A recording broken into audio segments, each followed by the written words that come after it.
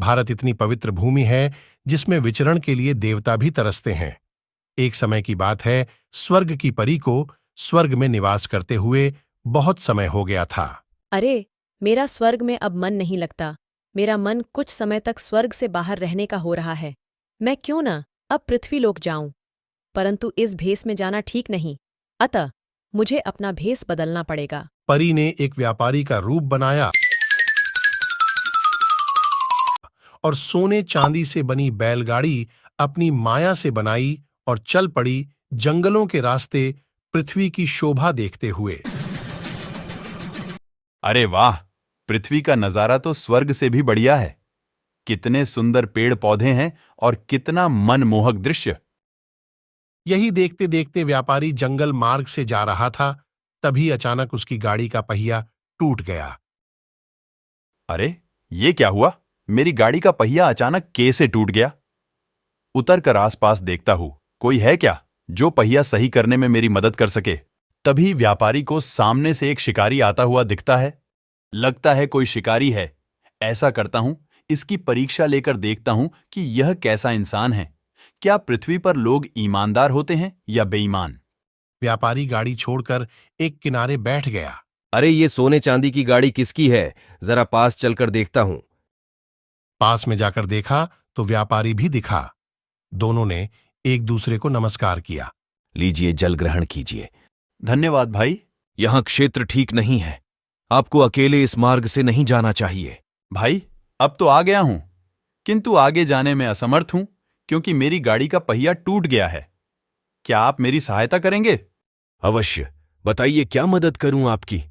क्या पास के गांव में कोई पहिया सुधारने वाला बढ़ाई मिल जाएगा?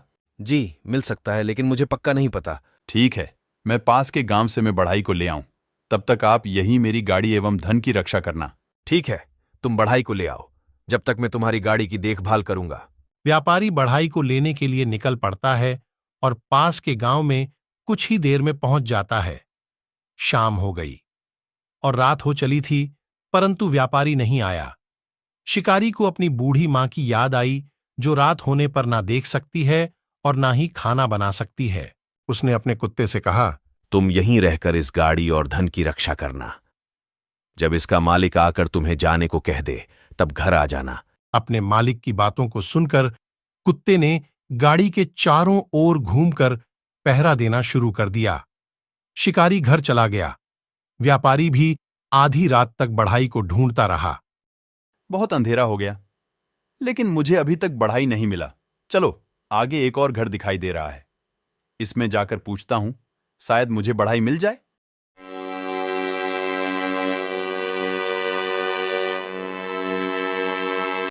अजी, कोई है घर में? सुनिए, कोई है घर में? हाँ भाई, क्या हुआ? क्या काम है?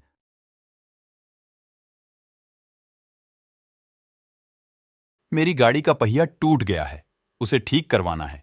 क्या आप मेरी सहायता कर सकते हो? क्या अभी रात में ठीक करना है? हम क्यों ना सुबह आपकी गाड़ी ठीक करने चलें?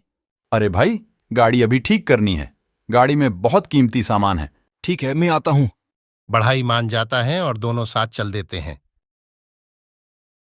आधी रात को जब व्यापारी गाड़ी के पास पहुंचा तो देखा शिकारी वहां नहीं था। वहां कुत्ता गाड़ी के चारों ओर घूमता हुआ पहरेदारी कर रहा था। व्यापारी कुत्ते की वफादारी से प्रसन्न हुआ। अरे, पृथ्वी पर इंसान से ज्यादा तो जानवर वफादार है। चलिए भाई, आप मेरी गाड़ी के पहिए को ठीक कर दो।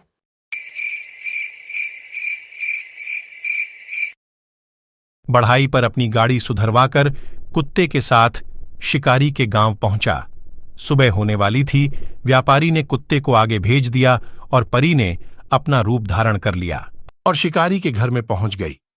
शिकारी कुछ ढूंढ रहा था, नहीं मिलने पर रोने लगा। अरे, क्या हुआ? क्यों रो रहे हो? मेरा पूर्वजों का दिया धनुष बाण खो गया है। मेरी वही एक संपत्ति है। तुम रोना बंद करो, मैं ढूंढ देती हूँ।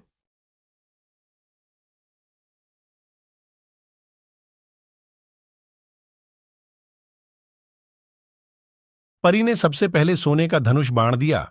क्या ये है तुम्हारा धनुष बाण? नहीं, ये धनुष मेरा नहीं है। फिर परी इधर उधर ढूंढती है और जादू से चांदी का धनुष बाण लाकर दिखाती है।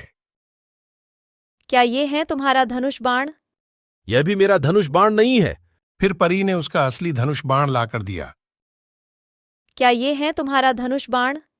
शिकारी ने शीघ्र ही प्रसन्नतापूर्वक ले लिया। कुत्ते तथा शिकारी की ईमानदारी देखकर परी ने कहा, तुमसे बहुत प्रसन्न हूं। तुम्हें क्या चाहिए बताओ?